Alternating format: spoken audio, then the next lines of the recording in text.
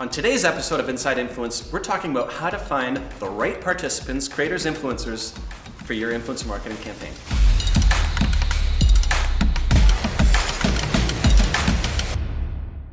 So when it comes to influencer marketing, a real challenge for many brands and agencies is how do we find the right people? Where do we look? What are the considerations that come into play? And the more campaigns you run, the more you realize it's actually quite intricate. There's a lot of little underlying things that come into play to select the best possible participants. So on this episode, let's get into the nitty-gritty. We're going to talk about the top 5 things you should consider before hiring a creator for your influencer campaign.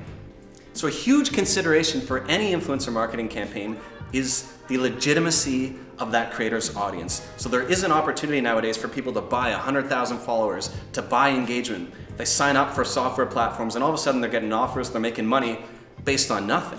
So how do you protect yourself against that? There's a few different ways. There are software programs that will investigate the audience of anybody on social media. If you're working with an agency, they will prepare you for that and do the legwork for you. If you're looking to do it on your own, it might be a little bit more manual. So if you're looking at somebody that has 100,000 followers and only 25 comments and 50 likes, well, those ratios seem a little bit suspicious and odd. I think we could all agree. So you want to look at those ratios. You can also see who has commented. Click through to their profile. Is that a real account? Does that person have any content of their own? Are they engaging in producing content on social media as well? So it's a really, really big deal in the industry nowadays because there is an opportunity for people to sort of game the system a little bit. Got to make sure you're working with people that have a legitimate audience. So if the first step is to understand that the creator's audience is legitimate, that it's not purchased, that they're real people following them, the next step is to make sure, is that audience relevant to who you're looking to connect with?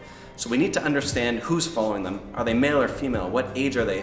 Where do they live? And think about this for a moment. If you're a Canadian-based company and it's a Canadian-focused campaign and all of their audience is in the United States, that does you no good. Conversely, if it's an American-based campaign and all of their audience is in Europe, that also does you no good. So understanding the audience of these creators or influencers based on age, based on gender, based on location, based on interest, these things ensure that your message will be received by the right people, and that's a big key in hiring the right participants for your campaign. So we need to make sure that they have a legitimate audience. We need to make sure that that audience is relevant to who you're looking to connect with. And the next step is making sure that they are safe for your brand, that they haven't said anything in the past that could come back to bite you, that they haven't said anything too, let's say, controversial or a hot button topic they've been talking about that you do not want to associate yourself with. So really think about the mission, vision, and values of your company and think, does this person suit that? Do they have the right aesthetic? Do they have the right look? Do their descriptions line up with what we stand for?